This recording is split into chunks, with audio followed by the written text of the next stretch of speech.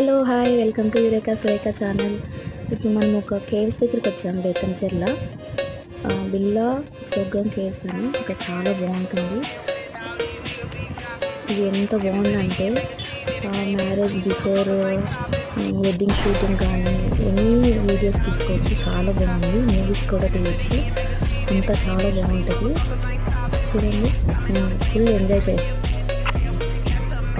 చేస్తున్నారు కదా, ఎంతో బాగుంది. ఇది బేతంచెర్ల దగ్గర ఉంటుంది.